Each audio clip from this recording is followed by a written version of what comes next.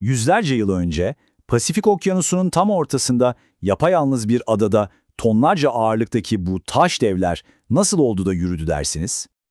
İşte bu soru Rapa Nui, yani bizim bildiğimiz adıyla Paskalya Adası'nın en büyük gizemi.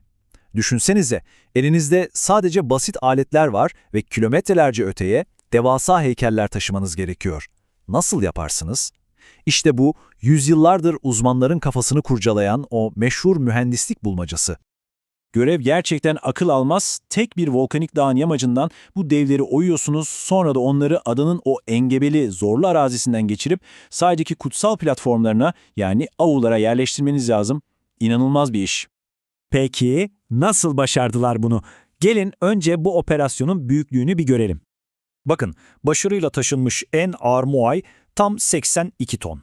Yani bu aşağı yukarı 12 tane yetişkin filin ağırlığı demek. Akıl alır gibi değil.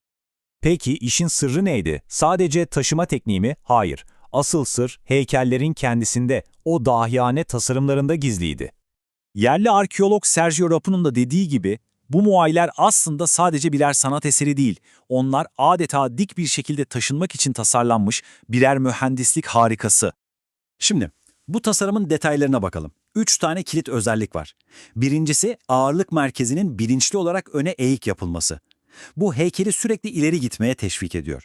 İkincisi, o geniş D şeklindeki taban. Bu sayede kolay kolay devrilmiyor. Ve üçüncüsü, o büyük göbek.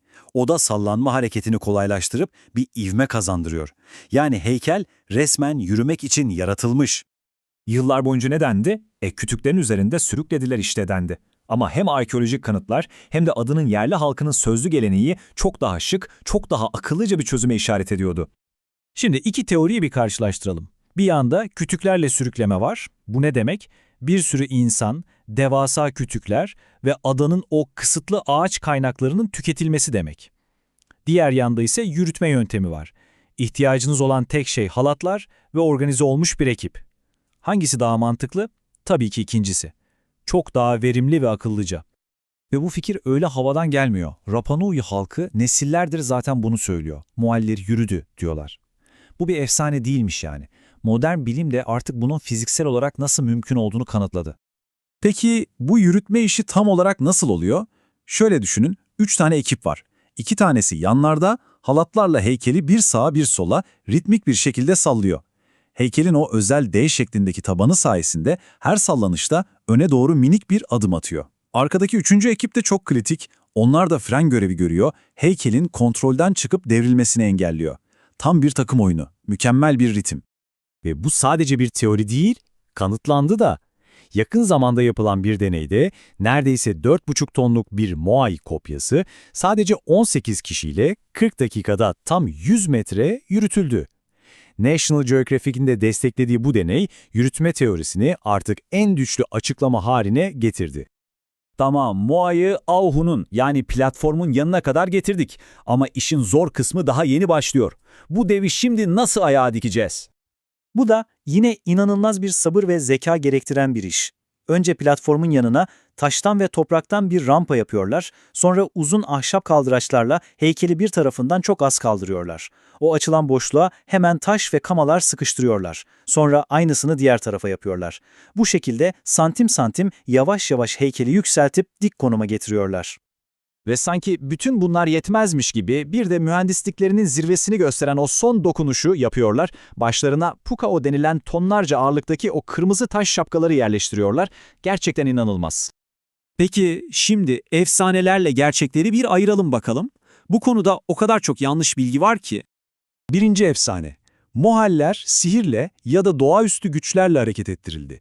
Yüzyıllarca insanlar bu devasa heykellerine bakıp bunu insan gücüyle yapmak imkansız diye düşündü tabii. Ama gerçek ne? Gerçek, ortada sihir falan olmadığı, sadece akıllıca kullanılmış fizik, mükemmel bir ekip çalışması ve ritim var. Bu uzaylılara değil, insan zekasına bir övgü aslında. İkinci efsane, heykeller sadece kütükler üzerinde yatay olarak sürüklendi ve bu da adadaki bütün ormanları yok etti. Bu teori çok popüler, özellikle o ekolojik çöküş hikayesiyle birlikte çok anlatılır. Ama gerçek şu ki, yürütme yöntemi çok daha az ahşap gerektiriyor. Üstelik Eski yollar üzerinde yüzüstü veya sırt üstü devrilmiş heykeller buluyoruz. Bu da onların yatay değil, dik taşındığının en büyük kanıtı. Ve son bir efsane. O kırmızı pukao şapkaları heykelle tek parça halinde oyuldu. Hani bakınca öyle zannetmek çok kolay. Gerçek ise bambaşka.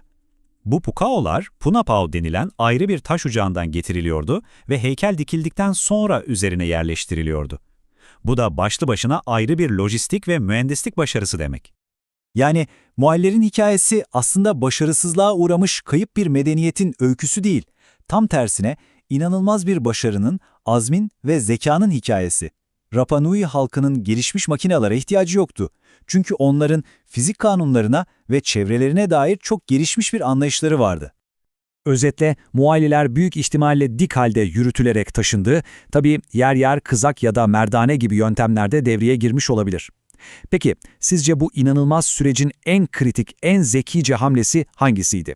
Halatlarla tutturulan o ritim mi, heykeli dikerken kullanılan kama taşları mı, yoksa onlara rehberlik eden yolun tasarımı mı? Yorumlarda ne düşündüğünüzü merak ediyorum.